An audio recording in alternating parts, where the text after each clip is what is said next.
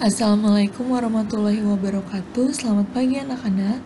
Hari ini kita masih belajar di tema 1, subtema 1, yaitu tentang gagasan pokok. Nah, apa sih yang dimaksud dengan gagasan pokok dan gagasan pendukung? Nah, suatu teks terdiri dari beberapa paragraf.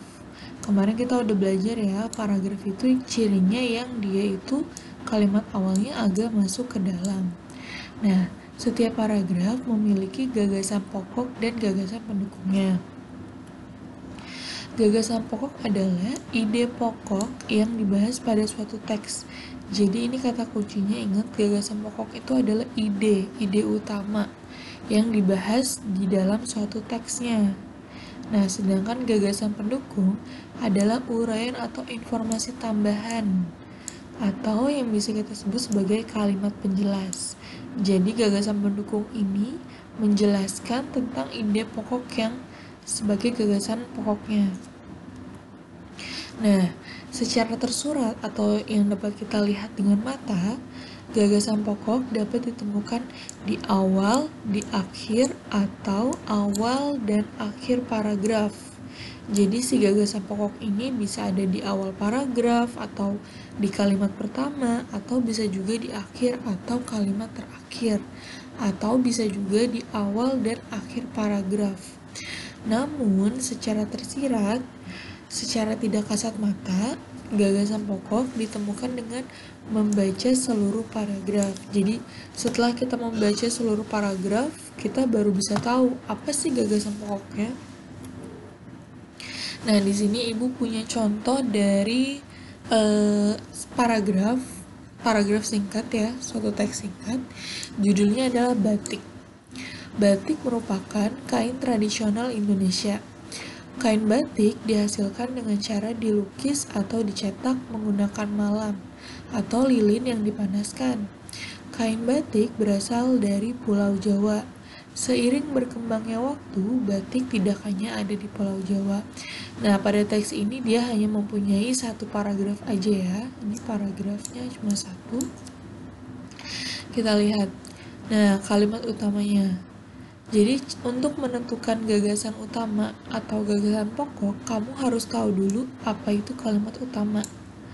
Nah, kalimat utama di sini yaitu terletak pada kalimat pertama, batik merupakan kain tradisional Indonesia. Nah, ini kalimat utamanya, sehingga gagasan pokoknya, batik merupakan kain asli dari Indonesia. Ini berdasarkan kalimat utama. Nah, selanjutnya kalimat pendukung. Kalimat pendukung itu adalah sisa dari kalimat selain kalimat utama yang tadi, berarti sisanya adalah kalimat pendukung. Nih, ini sisanya ya. Ini kalimat kedua ini adalah kalimat pendukung. Nih. Dan kalimat ketiga ini juga adalah kalimat pendukung.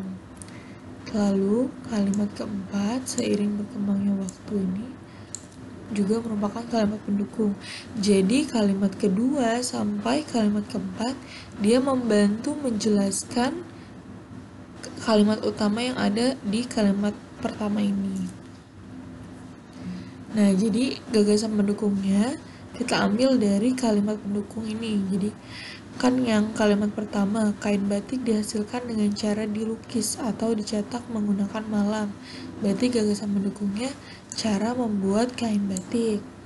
Lalu kalimat kain batik berasal dari Pulau Jawa, berarti tempat asal kain batik, gagasan pendukungnya.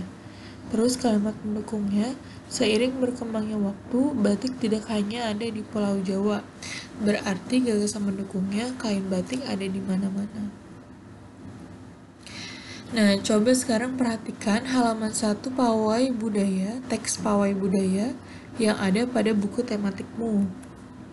Nah, seperti ini ya teksnya yang ada di buku tematik kalian. Ini adalah paragraf pertama. Nah, kita lihat kalimat utamanya terletak di depan. Pawai budaya sangat menarik bagi warga Kampung Babakan. Nah, ini kalimat utamanya.